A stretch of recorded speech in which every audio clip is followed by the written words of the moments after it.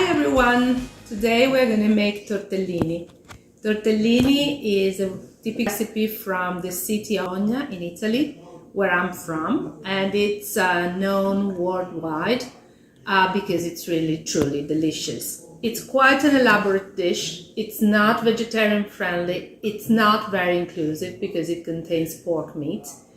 So if you don't want to use these kinds of meat or meat in general, it's not that you're going to substitute the ingredients with different ones, because this is a certified recipe. So you're not going to make tortellini with chicken, for instance. You're going to do something different. For instance, you can try and do tortellacci di zucca, pumpkin tortelli, which I've showed in one other episode of the 4 series Cooking with the Professor virtually.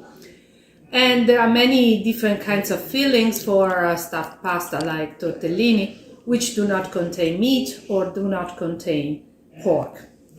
So today we're going to do tortellini, real ones. First of all, we're going to prepare the dough. And for the dough, I've put 500 grams of flour in the blender, in the mixer. And I'm going to add roughly 1 egg per 100 grams, so 5 eggs. 1, 2,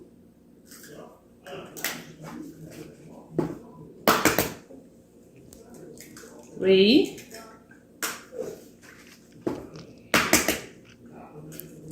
4,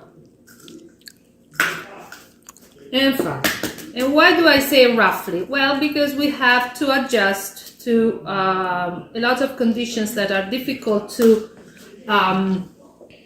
calculate independently of experience. So we're going to mix now.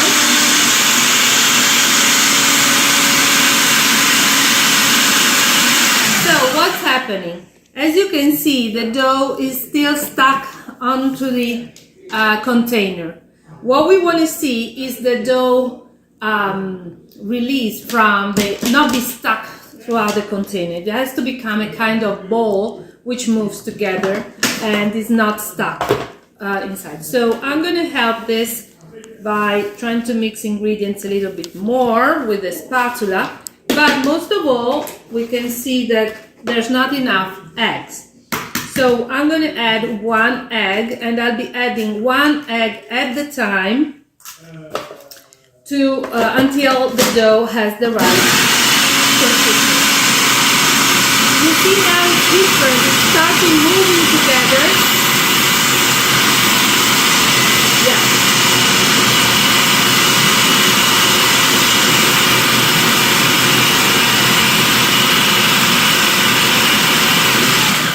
So we'll check it. It's still too granular, so you see it's not smooth. So we're going to add 1 more egg. Don't add more than 1 egg at a time, and always start with the same number of eggs as the number of 100 grams that you are using for your dough. This will make for tortellini for about 6 to 8 people.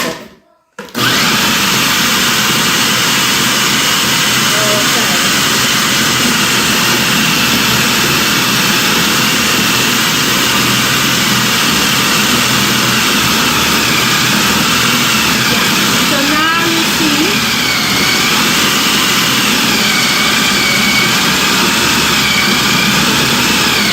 that you can see that the dough has created a ball that is moving together and it's not stuck here. Okay, so that tells you that the dough is has the right consistency, so we are not going to add any more eggs for that.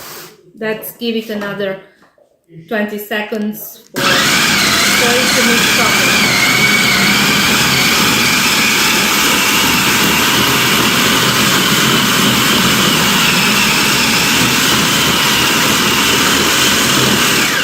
Perfect. So this is our dough, and I'm going to use a normal board here. a bit, we can just put it inside, outside. Right, it's a bit sticky. Oh, yeah. But you see, it's already a ball, so we will not work it with our hands, really. We'll just give it a more regular shape. No. So I'll put some flour in my hands like this, and to avoid the dough to get stuck onto my hands. And that's just what I do. Simply make it into a nice ball. We are not working it with our hands, and we'll leave it on a side. So now we are going to prepare the filling for tortellini, and this is really the most important part. So for the quantity of dough that we prepared, we are going to put 100 grams of veal meat, which I have slightly cooked. So we put this. We are going to put 100 grams, little bit more because I like it a little bit more cheesy, of Parmesan cheese, let's say 120, 130 grams of Parmesan cheese. We're going to put 100 grams of prosciutto, preferably Parma ham, but it has to be prosciutto, so just tuck it into the blender. And 100 grams of mortadella or Bologna, which is called Duff because it comes from the city of Bologna. And so outside Bologna, even in Italy, it's often called Bologna instead of mortadella. So I'm going to dice it a little to make it easier for the blender to work. And we just put everything inside here.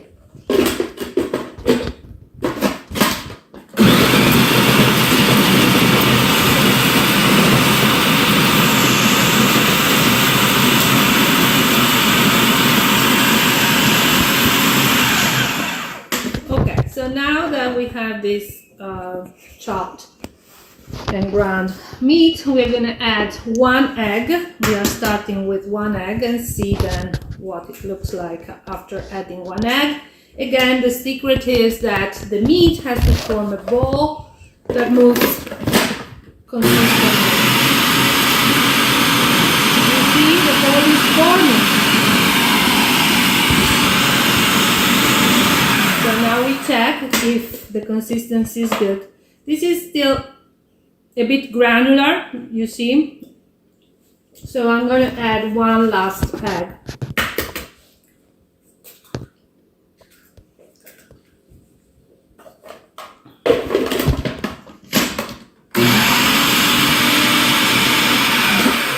Maybe we need to move this a little bit with the spatula because maybe, okay. Oh, now it should work perfectly. Okay. So you see that it's moving together.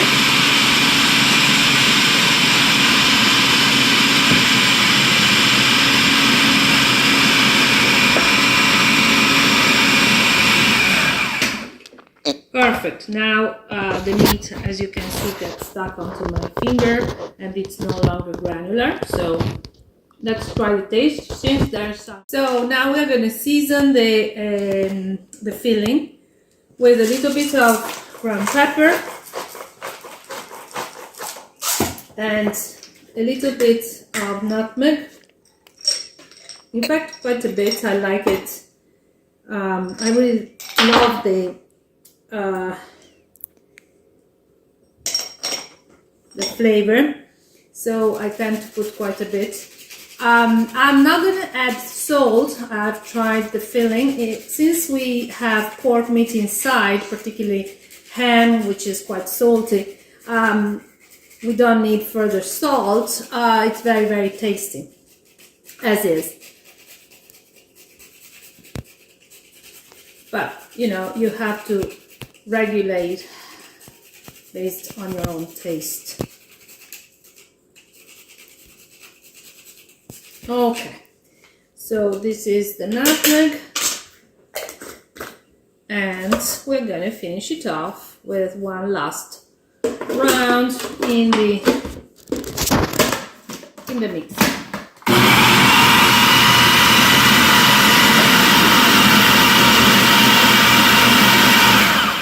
Okay, so now we take it off from blender,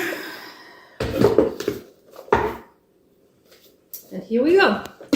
We have our filling for tortellini. We are gonna create to shape it in a ball again. What I do is to create this, shape it into a ball, then wrap it up in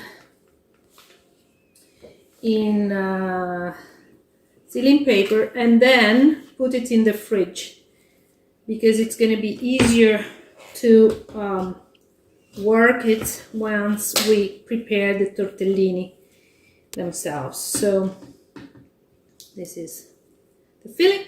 You know, if there is some extra filling that is left over once you have done your tortellini, you can use it. It's wonderful to fill in veggies such as zucchini or courgette. So that makes it for a wonderful dish as well. The filling of tortellini is actually one of the most tasty things ever, and particularly in Italian cuisine. Okay. So now I'm showing you how to make tortellini. We take a bit of dough, we put it here on the board with a bit of flour to make it less sticky. Then I have this wonderful machine that I brought from Italy, but you can find it on Amazon. It's a pasta maker. You start with the roller. There are two rolls here, and you can change the various positions. So you start with the large position, and again you put a little bit of flour like that.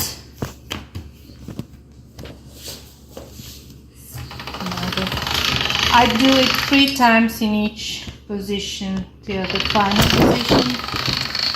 Okay, so and we make it a little less wide.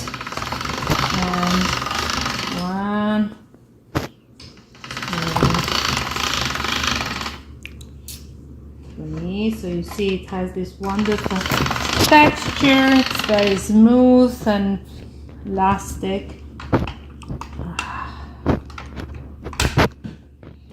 We go to a thick, we make it thinner by changing the position of the rolls inside the machine. 2 and 3.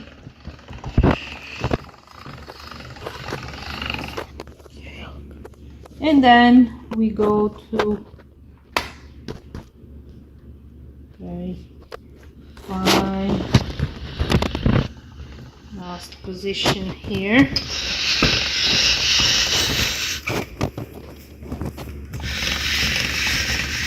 When it gets to this position, sometimes it creates these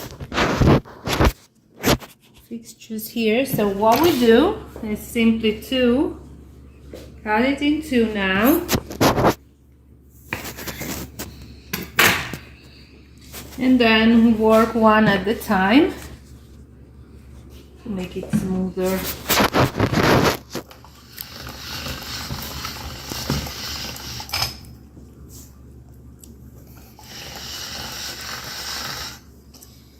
And one last time.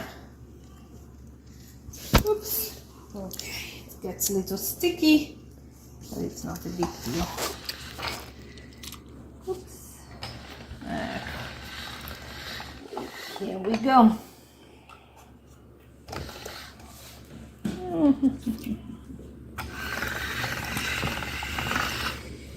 All right, I think it's too thin like this. Let's try with this one. Maybe just once more. Yeah. Okay, so this is our rolled pasta, and as you can see, it's quite thin. And now what we do is to cut it into squares roughly. So I'm going to remove this part here that is a bit uneven. I'm going to cut here because it's too big for my board, and I'm going to cut here because it's a bit like that. I don't like it. And now we create 3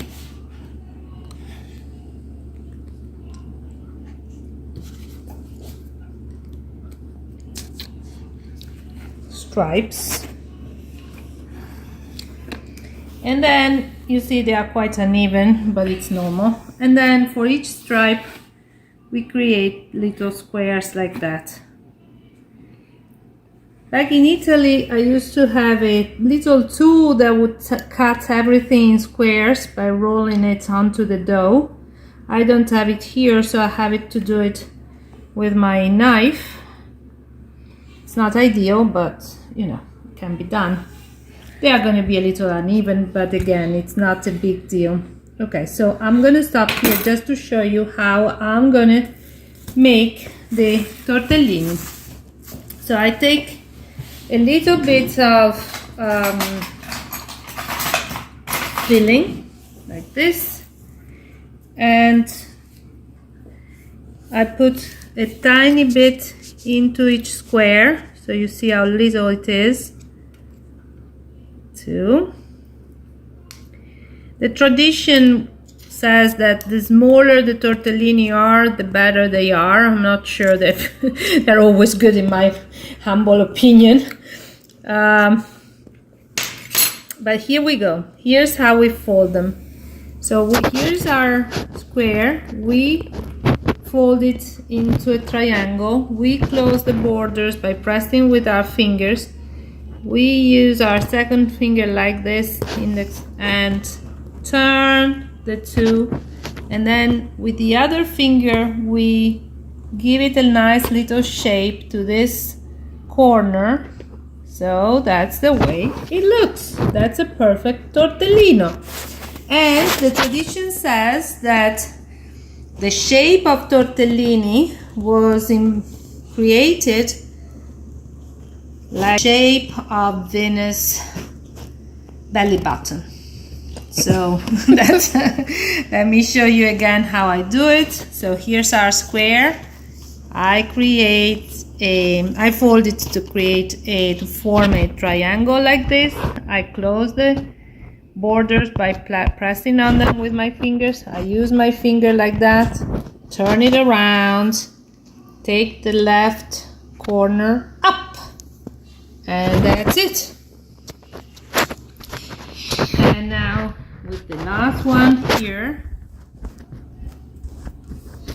I'm forming a triangle. It's not perfect, it need not be perfect, as you can see. You press on the borders to close it, put your second finger here, you turn around and press it to close, and then with the other end you lift up this corner. And here are our 5 tortellini already. I'm going to show you a couple more, and then, as you can see, it takes quite a while.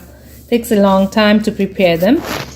That's why if you go buy them, they typically are very expensive if they are handmade, because the amount of labor that goes into that is amazing. So again, let's see. We fold it, we press, we turn it around the finger, and we lift the corner up. Number 6. And now we do number 7. We'll go up to 8, let's say.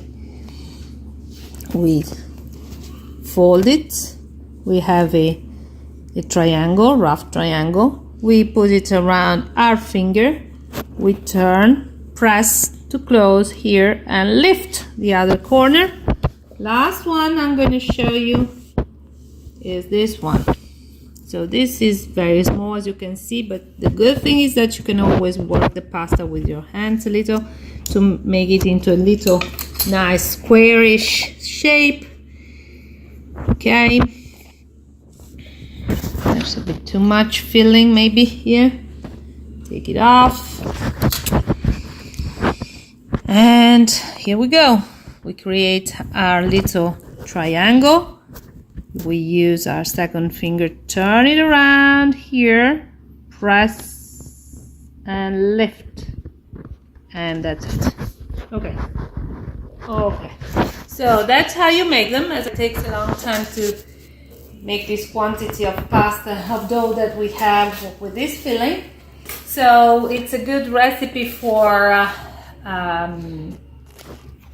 the holidays, because you need to have lots of time. It's nice to do it with kids, with family, sometimes with friends. And now I hope you'll enjoy. Bye. Hi guys, welcome back to Cooking with Isa. And today I'm going to show you how to make some tortellini. So, today I'm going to make the shape of tortellini. So yeah, I'm preparing these tortellinis for Christmas. And if you think they're a little bit, don't think that, because we have some more dough and more of the inside, and we made some more tortellini 2 days ago. And so yeah, let's get started. I'm going to just do the shape, and then I want it to not be alone do this. So yeah, and also my mom is behind the camera. So as you can see here, my mom separated these. She got some. No. Sorry, this is just really getting sticky. So she got a little bit of the pasta, and she rolled it with this that you can also see on her channel. And then for me, she cut it and just finished rolling and put some of that so we can be more fast. So let's just get started. So we're going to first grab one of these and make a triangle. Triangle, yes. Triangle. And I can tell you something. Don't do like this and smush the whole thing. No. Smush only the side. So then the filling has this belly. So then mostly comes out of here, and if you press it, it comes out of here, and then it wouldn't be so nice anymore. And like this, you have more of the taste of the inside. So when you did that, you're going to get this finger, like this. The other way around. Yeah. Like this. Yeah. Okay, like this, yeah. And put your finger right over here. And then do this. Guys, I haven't done tortellinis in a year, so don't judge me. Okay. Guys, because I haven't done it in a year, because I haven't seen my grandma in a year. So we do make a nice triangle, and then take it like this. Don't twist it. Put your finger here, and turn it. Turn it. Okay, that's it. And just don't turn it too much. And then you put it here. And then this is going to just be this on this part here, and just do like this, and then it gives it kind of a volume. Isa's tortellini are totally different from mine. As you can see, mine are kind of different, but they are good. Mom, just as good. You are 47 and you have been doing this for all my life. And for 40 years. So you started when you were 7. Do you want to say something about the fact that you did this tortellini with your granny back in Italy? Oh, yeah. So, every Christmas, every Christmas, every winter, every summer, we used to go to Italy. But now, of coronavirus, we couldn't. The last time I saw my grandpa was 1 year ago, Christmas. New Year's Eve, to be correct. And the secret Italian dish, that's the best Italian dish ever, is tortellini. My grandma always makes them. That's my favorite food. Sometimes when I write, I say pizza because I don't know how to write tortellini. And also I do love pizza. But yeah.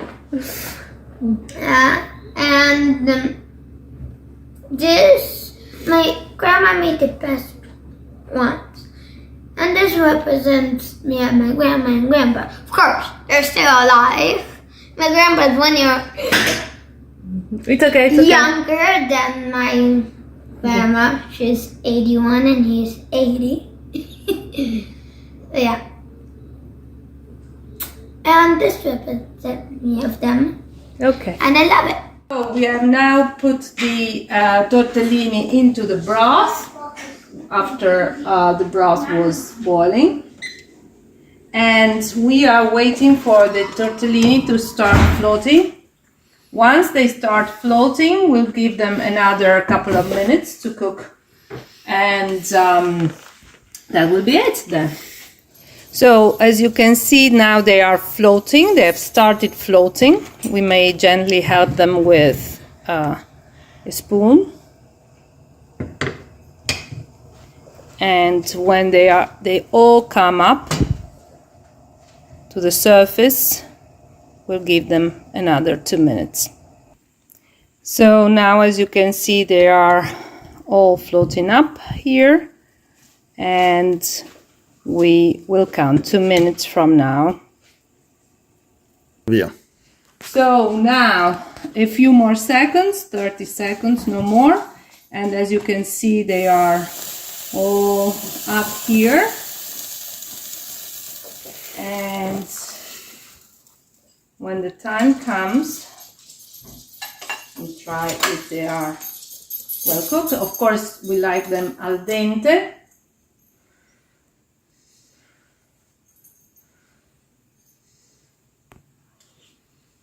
Yeah, they are al dente, so they are quite hard under the teeth. They are not too soft. We can actually give them another few seconds because they were frozen. And this is the handy thing about making tortellini. It's a lot of work, but if you make an extra quantity, you can freeze them and then just take them out of the refrigerator and put them in boiling broth, and you have a wonderful dinner. So of course, if they are frozen, it takes a little longer for them to cook.